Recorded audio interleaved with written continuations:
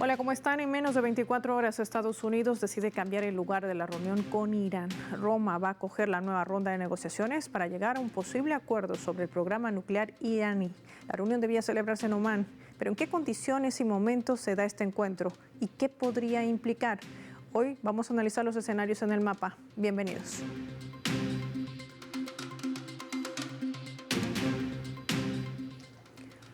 Les proponemos por esta razón desplegar nuestro mapa y revisar algunos puntos claves para poder entender en qué consiste este plan de acción integral que tiene justamente Irán. Ahí lo vemos desplegando nuestro mapa, hablando de estos puntos claves que tienen que ver con el programa de hoy. Hay que decir que Estados Unidos e Irán, identificados con los colores de sus banderas, países entre los que se ha establecido un acuerdo nuclear por parte de Irán, también denominado el Plan de Acción Integral Conjunto, formalizado el 14 de julio del 2015 en Viena. Este acuerdo representó un compromiso significativo entre Irán y el grupo de naciones conocidos como el P5+1, integrado por los 5 miembros permanentes del Consejo de Seguridad de Naciones Unidas. Hablamos de Estados Unidos, Reino Unido, Francia, China y Rusia, más Alemania. Junto con la Unión Europea, este acuerdo se fundamentó en la promesa de levantar las sanciones económicas impuestas a Irán a cambio de la implementación de limitaciones a su programa nuclear, asegurando que este se enfocará en fines pacíficos. La resolución 2231 del Consejo de Seguridad de Naciones Unidas otorgaba también validez jurídica internacional a este pacto. Irán asumió la obligación de reducir drásticamente sus reservas de uranio enriquecido en un 98%. Ahora recordemos que este punto es algo que siempre imprime como una narrativa Occidente, dejándolas en un máximo de 300 kilogramos y de no superar un nivel de enriquecimiento del 3.67% durante un periodo de 15 años. Además, el acuerdo estaba estipulado la alimentación de números de centrifugadoras destinadas al enriquecimiento de uranio y la modificación de sus reactores de agua para prevenir la producción de plutonio, un elemento crucial también en la fabricación de armas nucleares, algo que, recordemos, Irán ha reiterado en muchas oportunidades que no las tiene. Sumemos otros datos. La Agencia Internacional de Energía Atómica, la OIEA, fue designada como entidad encargada de supervisar la implementación de estas medidas a través de inspecciones regulares, confirmando de manera inicial el cumplimiento por parte de Irán de lo acordado. El cumplimiento del acuerdo se ha visto alterado en mayo del 2018, cuando la administración del entonces, en su primer periodo presidencial, hay que decir, de Donald Trump, decidió retirarse de manera unilateral, revirtiendo años de esfuerzos diplomáticos y restableciendo las sanciones económicas contra la República Islámica, a pesar de las críticas de la comunidad internacional y de la propia OEA a esta violación unilateral por parte de Estados Unidos de los acuerdos implementados y cumplidos de forma completa por Teherán. El gobierno islámico respondía incrementando progresivamente sus niveles de enriquecimiento de uranio, alcanzando cuotas de 4.5 y de 20% y expandiendo su capacidad nuclear con fines pacíficos, algo fundamental también para subrayar en nuestro mapa. Otro dato, 2021, bajo la administración en Washington, se iniciaron conversaciones indirectas en Viena con la intención de revitalizar el acuerdo, aunque en marzo del 2022 las diferencias sobre el levantamiento de sanciones han obstaculizado este acuerdo. Ahora se espera una nueva reunión, la cita es en Roma, pendientes de la llegada de Estados Unidos y también del vocero de Irán, para poder establecer ¿qué? Un nuevo acuerdo, el mismo acuerdo del 2015. De esto y más vamos a hablar con nuestro invitado. Desde Chile nos acompaña Pablo Jofré, analista internacional, experto también en geopolítica, a quien recibimos. Pablo, qué placer tenerte en el mapa. Gracias por tu tiempo para Telesur. Gracias por tu llamada, Pablo. A ver, menos de 24 horas, último minuto, Estados Unidos decide cambiar la sede. Ya no va a ser Omán, será Roma. ¿En qué momento se da este encuentro para poder abordar, recordemos, este acuerdo del pacto nuclear que de manera abrupta, lo veíamos en el mapa, se retiraba Estados Unidos en la primera administración de Donald Trump? ¿Qué esperar entonces? Bueno, ahí hay que dar cuenta efectivamente que esta nueva reunión, este nuevo encuentro en Roma, se supone que iba a ser en Omán nuevamente, como se hizo la reunión el pasado sábado, pero se cambió la sede. Es parte de la dinámica de Estados Unidos, ¿no? Entonces, cuando tú me hablas de en qué contexto se da en un contexto de un Estados Unidos que además en la segunda administración de Donald Trump está en un contencioso con el conjunto del planeta, con Europa, con China, con Rusia, con una serie de países, ya sea por tema arancelario, ya sea por amenazas de tomar el canal de Panamá o anexarse Canadá o anexar Groenlandia. Es decir, hay un escenario internacional en el cual Estados Unidos, a través de la administración de Donald Trump, está en una política hegemónica absoluta, sin freno, ¿no? Absolutamente desbocada. Y es en ese escenario donde se da esta conversación indirecta, una negociación indirecta entre la República Islámica de Irán y Estados Unidos. Y se habla de negociación indirecta porque no es que se junten ambas delegaciones, ¿no? Sino que más bien a través de una mediación, en este caso de Omán, que va a seguir teniendo esa mediación en Roma, se dan a conocer los puntos de acuerdo y desacuerdo que establecen este tipo de negociaciones. Pero aquí hay que tener muy presente, muy claro, que el que ha violado el acuerdo nuclear, o lo que se llama el Plan Integral de Acción Conjunta, es específicamente Estados Unidos. No solo porque se haya firmado el acuerdo con el G5+1, es decir, el grupo que conforma el Consejo de Seguridad Permanente, Estados Unidos, Rusia, China, Francia y Gran Bretaña, al que se incorporó Alemania, y por el otro lado, la República Islámica de Irán. Se firma ese acuerdo en julio del año 2015 y en octubre de ese año la resolución 2231 refrenda ese acuerdo, es decir, se le da una validez internacional. Sin embargo, aquello que se había firmado es violado por la primera administración de Donald Trump, porque el acuerdo fue firmado bajo el gobierno de Barack Obama, pero es violado bajo la administración, la primera, de Donald Trump, lo que significa entonces que Irán haya tenido todo el derecho de hacer lo que comenzó a hacer en virtud de lo que el propio Plan Integral de Acción Conjunto determinaba, que está establecido en dos artículos muy precisos de ese Plan Integral, el artículo 26 y el artículo 36. Y es muy importante dar cuenta de esto, porque esos artículos establecen que Irán puede suspender o reducir el cumplimiento de sus compromisos si considera que las otras partes no están cumpliendo con las suyas. Y eso es lo que ha pasado. No solo no se levantaron las sanciones, no solo se eliminó las restricciones respecto al uso del sistema de transferencia internacional, lo que se llama el sistema SWIFT, sino que además Estados Unidos, al retirarse unilateralmente, lo que hace además es incorporar a Francia, Gran Bretaña y Alemania en la política de sanciones contra la República Islámica de Irán. Y el artículo 36, que es el otro artículo que establece este plan integral, dice cuáles son las condiciones y el proceso para que Irán pueda suspender o reducir el cumplimiento de sus compromisos, notificando a las partes o la obligación de reanudar el cumplimiento si las otras partes corrigen la falta de cumplimiento. No se ha dado ninguna de las dos. ¿Ah? No han corregido la falta de cumplimiento a través del sistema de sanciones y además no se ha negociado en virtud del G5+1 que ya no existe y más bien se está negociando en esta bilateral en la cual Irán ha sido muy claro al respecto. Se negocia o más bien se conversa y se acuerda aquello que fue comprometido hace ya 10 años. Y en esto, Pablo, hay que tener en cuenta dos escenarios. Obviamente no podemos adivinar de lo que sucederá aquí hasta el fin de semana, o si se acerca o no a Estados Unidos, o abandona de manera abrupta, como parece ser, ni siquiera una estrategia, sino una doctrina del abandono en medio de romper lazos multilaterales como decide implementar Donald Trump. Pero tendremos un acuerdo que sea el mismo que el 2015, se avisora uno mejor, en qué condiciones y sobre todo bajo la alerta, que es lo que más preocupa. Hay varios medios estadounidenses que han revelado que la verdadera intención de Benjamin Netanyahu de haber visitado a Donald Trump era insistir en que Estados Unidos ataque territorio iraní. Esto sigue siendo una bandera roja. ¿Qué nos dirías? Bueno, efectivamente el régimen nacional sionista israelí, como parte de su política permanente, crónica y contumaz respecto a Asia Occidental, es presionar permanentemente para que se ataque Irán y se ataquen sus instalaciones nucleares, ¿no? Lo que pretende Israel es generar un conflicto de envergadura regional, aunque ya hoy parte importante de la región está en una conflagración, pero lo que quiere es incorporar en ella a Irán en modo total, ¿no? Entonces lo que hace permanentemente es presionar a los gobiernos norteamericanos, lo hizo con Biden, lo hace con Trump, respecto a que no puede negociar con Irán.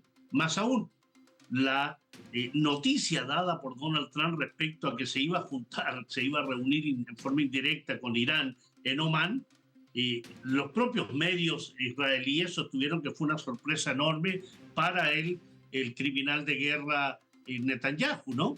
Porque efectivamente lo que él esperaba en esa visita, que además es una visita violatoria del derecho internacional, porque el tipo está requerido por la Corte Penal Internacional por crímenes de guerra y lesa humanidad, lo que él esperaba es que Trump dijera: vamos a ir a la guerra contra Irán, o vamos a bombardear las instalaciones nucleares, o vamos a generar una situación de crisis total, ¿no? Y más bien se encuentra con un mensaje de Estados Unidos al gobierno iraní diciéndole: es necesario que nos reunamos, que conversemos. Irán acepta eso porque siempre ha estado dispuesto a la negociación y a llegar a acuerdos bajo planteamientos muy claros, muy precisos y que van a la esencia de lo que me preguntas. Es decir, Irán no va a negociar un nuevo acuerdo.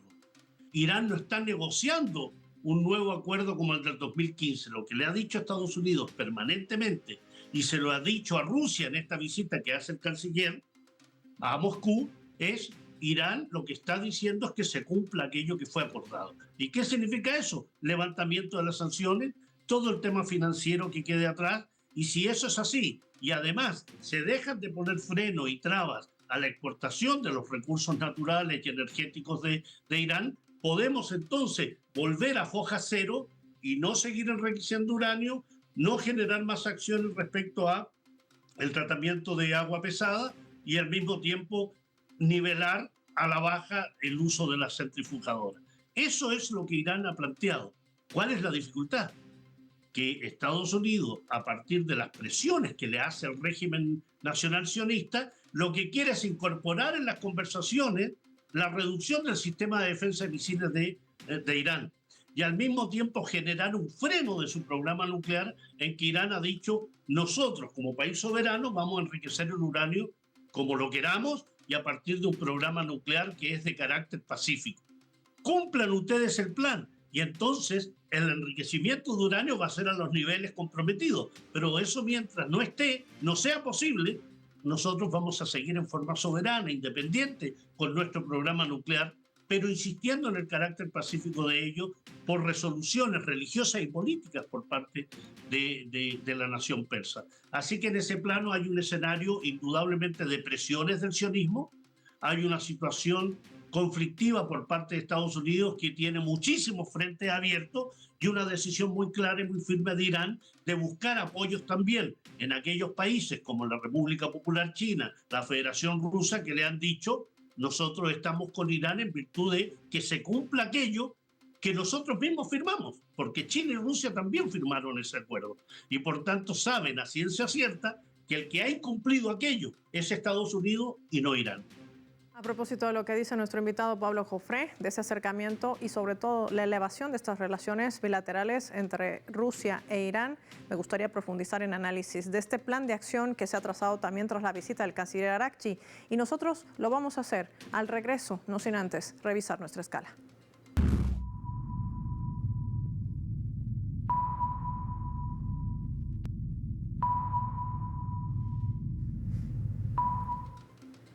Esta vez a través del portal web de Hispan TV, que está titulando de la siguiente manera: Irán celebra el Día Nacional del Ejército con un desfile militar. La República Islámica de Irán está celebrando este viernes con la presencia del presidente Masoud Pezeshkian y un nuevo grupo de comandantes de las Fuerzas Armadas este desfile militar. Un evento que cuenta también con la presencia de los agregados militares de países extranjeros. En esta ceremonia han desfilado varias unidades móviles y de infantería de las fuerzas terrestres, aéreas, marítimas y de defensa del Ejército de la República Islámica de Irán.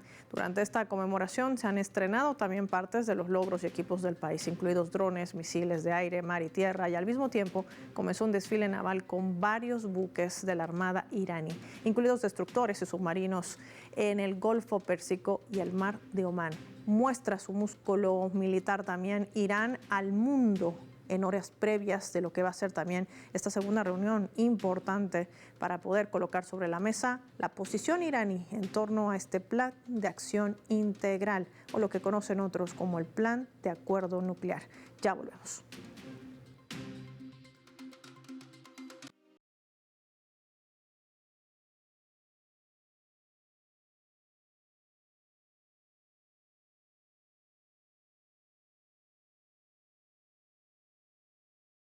Omar, otro elemento también para el análisis, lo que ven allí es una conferencia conjunta entre el canciller de Rusia, Sergei Lavrov, y también el ministro de Relaciones Exteriores de Irán, Seyed Abbas Araghchi. Ambos han decidido fortalecer las relaciones entre Moscú e Irán. Han destacado también el volumen de negocios que muestra una dinámica positiva, creciendo más de un 13% y casi repitiendo el récord del año 2022. Estamos hablando de cerca de 5.000 millones de dólares.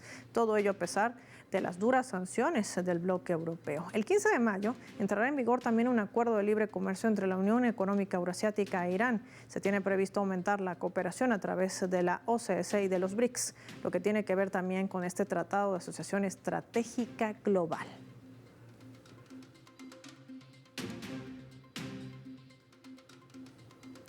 Tratado de Asociación Estratégica Global, Pablo Jofré.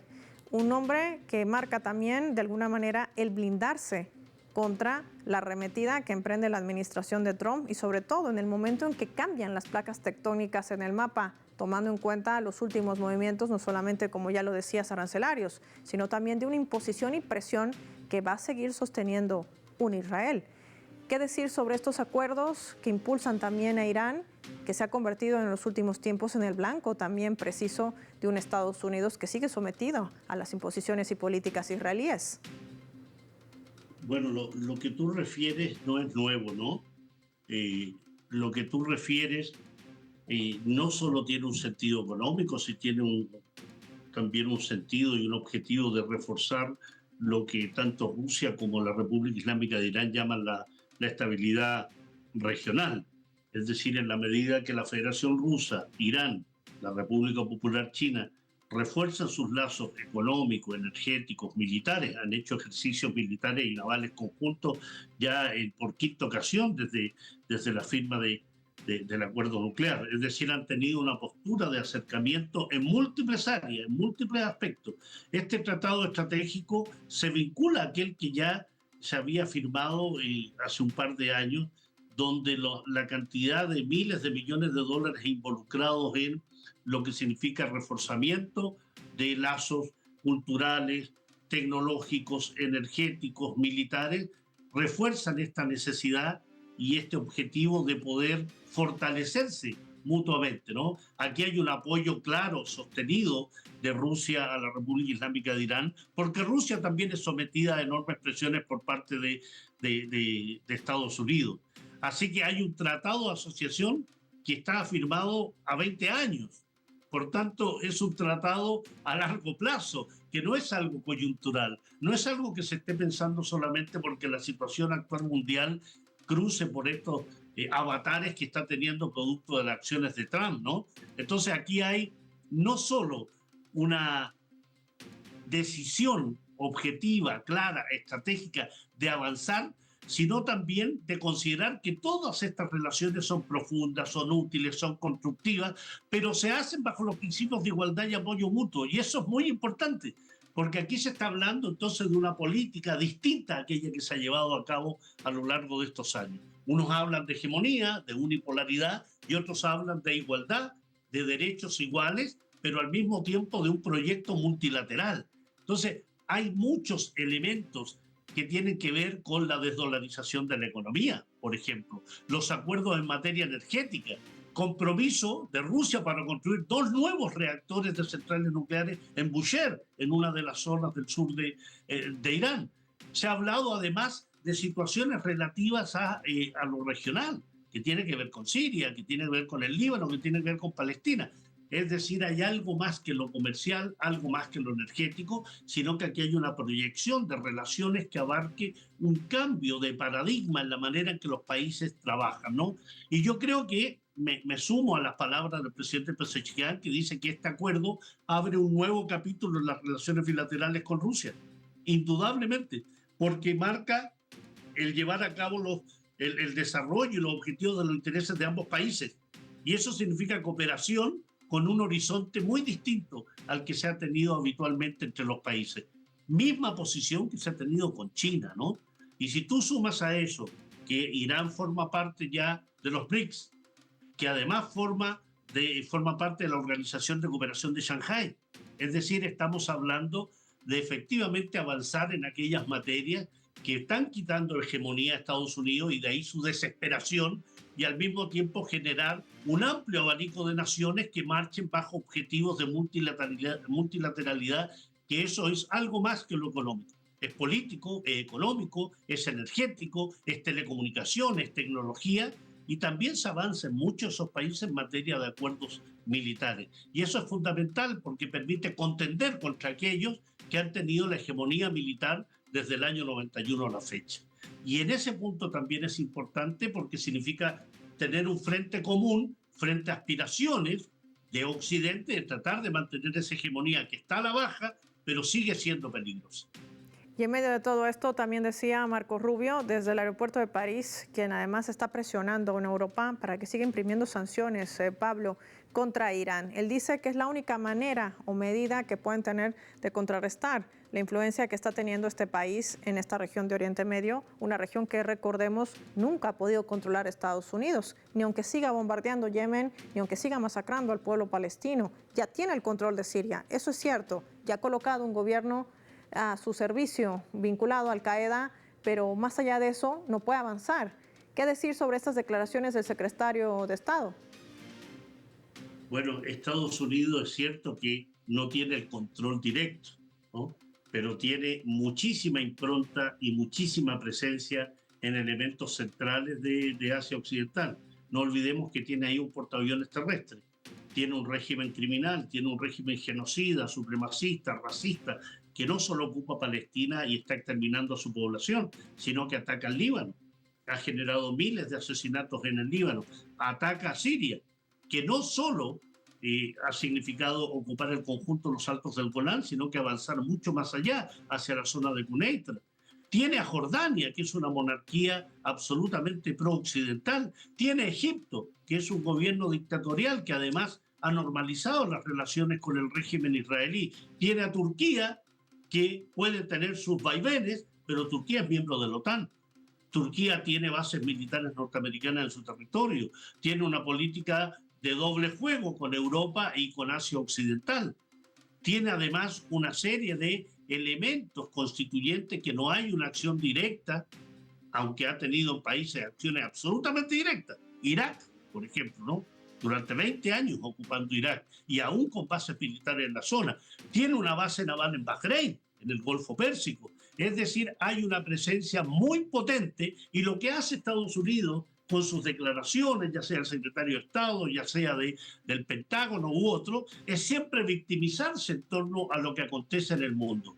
Lo hemos visto en estos días, donde se ha victimizado respecto a que ha sido un país abusado por el resto de los países del planeta y por eso toma medidas arancelarias. Y ha sido abusado por Europa en materia militar y por eso le está diciendo aumenten el PIB militar. Ha sido abusado por todo el mundo, pobre Estados Unidos, y por tanto tiene que generar una política que retome el nivel y el poderío que Estados Unidos dice tener o que había tenido, ¿no? Entonces, son declaraciones muy peligrosas porque dan pie para una narrativa que trata de justificar la injerencia en los países, que trata de justificar el que se haga presente con influencia sobre el Líbano, influencia sobre Jordania, sobre Egipto, sobre Arabia Saudí, Emiratos Árabes, Bahrein y otros. Creo que en ese sentido hay que siempre la narrativa enfocarla en que las acciones pueden ser directas, pero indirectas, y tiene para eso un testaferro, tiene una punta de lanza y tiene un régimen nacional sionista que ejecuta las acciones que Estados Unidos quiere y desea. Si hay que atacar a Irán, lo va a hacer vía el régimen israelí. Si hay que invadir, lo va a hacer vía el régimen israelí, a quien va a apoyar con sus naves de guerra en el Mediterráneo, con sus naves de guerra en el Golfo Pérsico. Siempre tenemos que tener muchísimo cuidado frente a las declaraciones y frente a las acciones que lleva a cabo uno de los regímenes más criminales que ha tenido la humanidad en los últimos 80 años, que es Estados Unidos, acompañado del régimen más criminal que haya tenido la humanidad en materia de derechos humanos, de genocidio, de ocupación, de robo de tierras, como es el régimen israelí.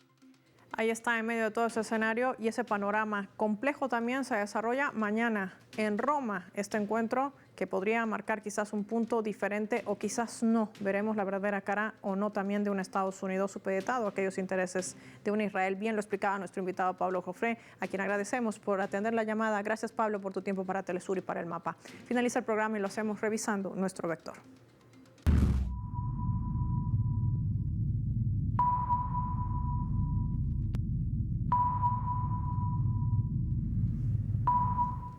Nuestro radar en el mapa hoy nos refleja las tres claves sobre este tema. 1. Reunión. Mucha expectativa en la segunda ronda de negociaciones sobre el plan nuclear iraní entre Estados Unidos y Teherán, que se va a celebrar este fin de semana en Roma bajo un marco de amenazas y alta tensión. ¿Qué tan viable será llegar a un acuerdo con un Estados Unidos que incumple y no tiene palabra? Quizás solamente se avisore un acuerdo similar al alcanzado el año 2015. 2. Presión israelí. Durante años Israel ha minado no solo el acuerdo nuclear iraní, también insiste en presionar para atacar el país persa, pero no solo lo hará solo, está empujando a este escenario también a un Estados Unidos. Y eso podría responder la realidad de la visita que efectuaba Netanyahu, el primer ministro. Así lo han revelado varios medios de comunicación estadounidenses. 3. Tratado Rusia-Irán. Estamos frente a este tratado de asociación estratégica global que ha dado como fruto las relaciones entre Rusia e Irán, que han alcanzado además un nivel cualitativo de asociación estratégica para poder enfrentar juntos a los problemas regionales e internacionales. China e Irán se blindan, como lo hace Irán con Rusia ante el nuevo panorama global. Soy Paola Pérez y nos vemos en otra edición del Mapa.